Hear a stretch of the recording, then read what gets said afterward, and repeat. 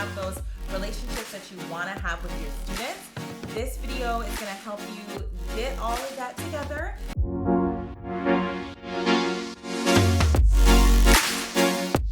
Hey there, and welcome back to That's Just Good Teaching with me, Deanna Smith, where we discuss teaching strategies that are rooted in A-bar and asset pedagogies, but are really just good teaching. Today, I am sharing 4 of my go-to hacks, tips, and tricks for classroom culture. And these are going to be things that you can literally look into today, research a little bit, and then start next week in your classroom. So if you find yourself a little bit frustrated by your classroom culture, maybe you're not getting as much instructional time as you would like, maybe you leave feeling really depleted and frustrated every day, or maybe you just don't have those relationships that you want to have with your students, this video is going to help you get all of that together and hopefully start to get your classroom culture back on track. Now, of course, there's a lot that goes into classroom culture, but I really wanted to start with 4 easy to implement tips for people that are kind of struggling right now. And make sure that you check back to this channel and follow me across social media for more classroom management tips. And if you stay all the way till the end, there is a little surprise announcement. So let's get into it. All right, y'all. So the first tip, easy hack that you can do, that you can pretty much start tomorrow to really transform your classroom culture and your classroom management, is to incorporate timers. Timers are going to be your best friend if you have a lot of squirrely students, or if you're just trying to make sure that you're using your time more effectively. I talk to a lot of teachers who are really struggling because they feel like there's just not enough time in the day. And timers are a great way to just be more mindful about how much time you're spending and how much time your students are spending. So for example, you might start using a timer by just timing how long things take and just helping the kids be aware of it. I remember when I was first starting out teaching in 5th grade, I couldn't figure out why we never had time to do anything. And then I timed some of our transitions and I realized I was spending 30 instructional minutes a day just doing transitions. So what I did was I grabbed a timer. Any timer will work. You can go buy a physical timer. I like the physical timer, or you can just use a timer like Google 10-minute timer. And then a timer will come up and you can display it on your smartboard. And you can just help kids be aware of how much time they're spending or wasting, or how much time something's going to take. Timers are really great for teachers and students also who are neurodivergent, because some of us experience time blindness, that's myself included. And so timers can be a great way for students and teachers to just be more mindful about time. And you can also kind of make it a fun competition for students. So I'm going to set a 2-minute timer, and the students that are ready to go the quickest are, going to be the first ones to leave. Little things like that. You'd be surprised how much just an awareness of how much time you're spending or not spending well can help really reset your classroom management. And this isn't just one more thing for you to keep track of if you have older students especially, but I think even K1 students can get in on the fun as well. Maybe you have one student that is really responsible and they're the timekeeper and they help everybody else get on time. That's a little sneak peek at the next tip that we're going to talk about. But the first tip is to incorporate timers in pretty much any way you can. I would highly recommend a physical timer. They also sell massive timers, or this big, that you can put on your whiteboard and you can time. And I used to do that's time that we're saving and adding up, and we're giving more recess time, or time at the end of the day to dance, or time to play games, hangman, whatever it is. A timer can be your absolute best friend. So that's one really easy, simple hack that you can use to get your classroom culture back under control, is incorporating timers. The second thing that you can do, the second management classroom culture hack that you can pretty much start tomorrow to get your classroom culture back on track, is incorporating those student jobs. You probably had student jobs at the beginning of the year, or you've heard about student jobs. And honestly, I'm not gonna talk a ton about what different jobs there are, because there's so much out there on whether it's Teachers Pay Teachers or just Google about student jobs. But student jobs are a great way to take some of the stress off of you. as teachers, we are just doing way too much during the day, and we're trying to do it all, watch and oversee everything. It's just not possible. So student jobs are a great way to alleviate some of your frustration. So I talked about before having a timekeeper or a student who keeps track of the time, and that's a way to help your classroom culture get stronger. Sometimes I have my most chatty student actually be the student that monitors the chatting. You see, because then they are so busy trying to watch other people chat that they're not chatting. So finding different ways to incorporate your students. Maybe you have a student that is just I call him a roamer. This kids that you're talking and they just get up and walk around, and that's fine. But sometimes they're getting up to, move their bodies a little bit, totally fine. But other times they're getting up because they want to go be a distraction to themselves or others. So those students, you can have them run errands for you. You can give them different jobs where they can get up, and you can build that in as part of the day. Or if you find yourself being really frustrated by tech, so sometimes the technology's not working or something's not working, and then you start troubleshooting and trying to figure everything out, or you get distracted or flustered because you're oh my God, this tech isn't working or something isn't working. That's where I will have a student be our IT person. And then if something's not working or someone needs help logging on, or just the thousands and thousands of problems that come during the day with tech, I'll have my IT person be that person. So that way I'm not the person that's jumping into this other task and then the rest of my students are turning up over here. Instead, I'm still with the main group of students, and then my tech person or my IT person is jumping in there. And this is a great job, y'all, for especially students that are techie, or it's a way for them to see okay, my teacher's interested in my interests and wants to find a way to incorporate what I like to do in a meaningful way. I even had a student the jobs were so simple for the IT person. If I wouldn't have tech problems, it would literally just be getting the dongle and plugging it in. Really simple jobs, but you'd be surprised kids love those types of jobs. So that's the second tip, or the second hack of just how to get your classroom culture moving a little bit more smoothly, is look into classroom jobs. You don't feel pressured that everyone has to have a job right away, because I know sometimes it can be a lot trying to navigate that. Start small with the jobs that make sense and that help you, not jobs that create more work for you, but jobs that make it easier for you. And then find those target students and give them something to do. And then before you know it, you're less burned out at the day, because it's not just you. You have a couple students helping you throughout the day. So that is tip number 2.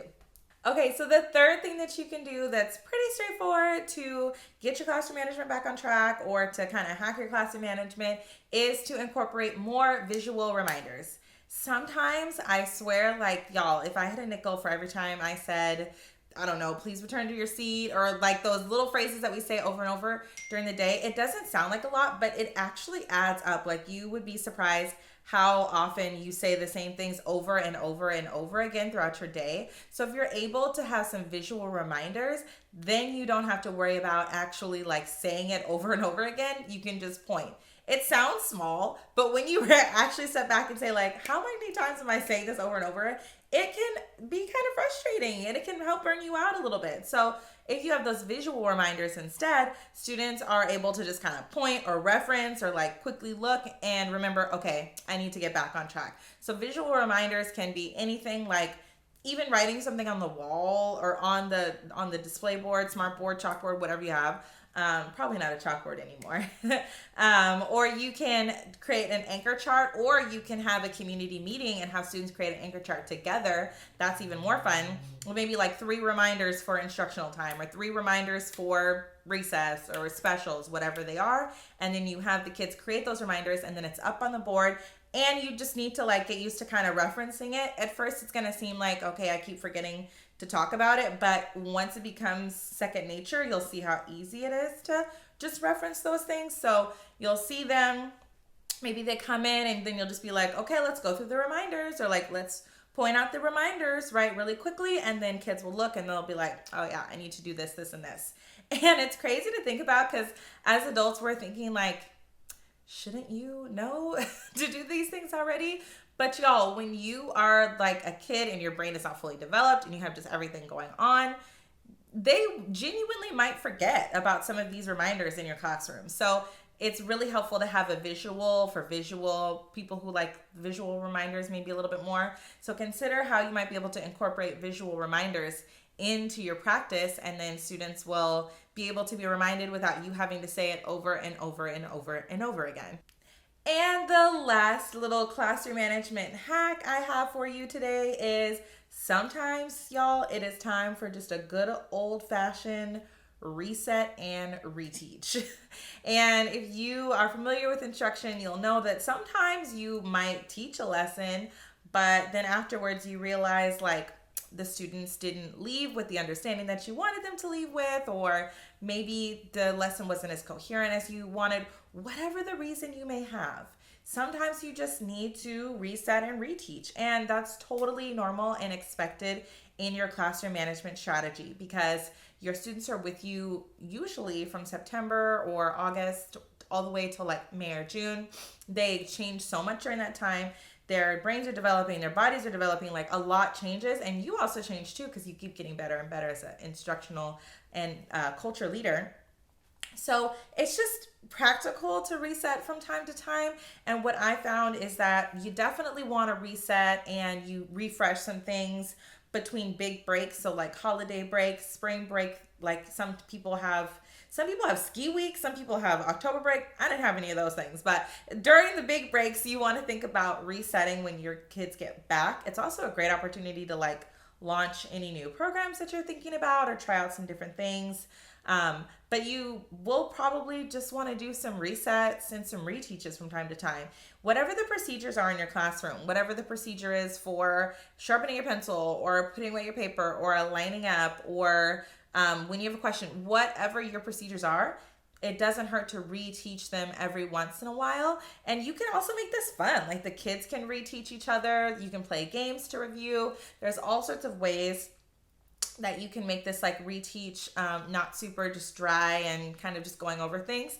But you do want to think about if you're seeing some like problems or challenges with more than 50% of your kids, what that should tell you is like, okay, maybe it's time for a reteach. Maybe you just need to go back and re-solidify some of the expectations and understandings with the students. And they can be a part of this process. It doesn't mean that, you're saying this is all going wrong and now, it doesn't have to necessarily be framed as like a punishment or a consequence. It can even be framed as like, hey, community, I've noticed that at the beginning of the year, we laid out this expectation of ourselves, and we laid it out like that because when we're in community with each other, it's, this is how we show respect, or this is how we, make sure that we're taking care of our supplies, whatever it is. So I want to just revisit that and refresh.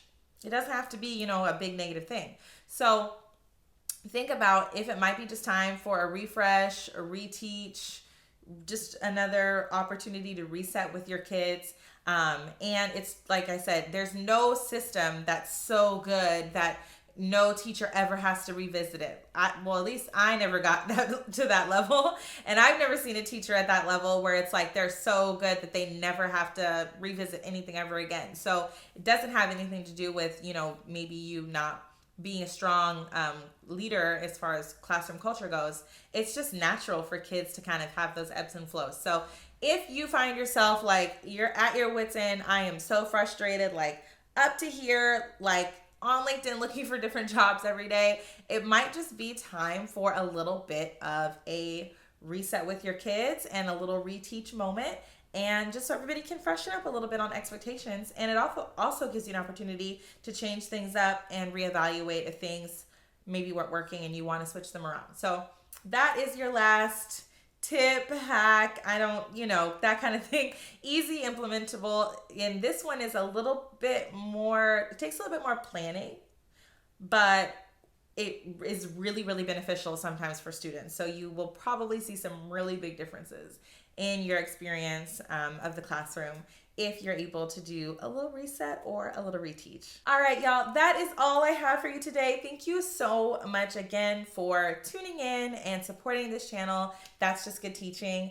The dream for this is just to reach as many teachers as possible. So I would love if you would share it with some of your teacher friends. Make sure you're following me across different social media channels like Facebook and Instagram. And of course, make sure you're subscribed here on YouTube because there are so many great videos down the pipeline that are coming your way. You can also leave suggestions or recommendations of things that you would like to see on this channel in the comments. And make sure you check the description box as well, because pre-orders are open for my book, Rooted in Joy, and it's all about classroom culture. So if you like this content and you want to know more about building a classroom culture that's specifically rooted in joy, and we're talking about basically this whole book is about getting the joy back for students and teachers and making teaching sustainable again through getting classroom cultures into a really healthy place.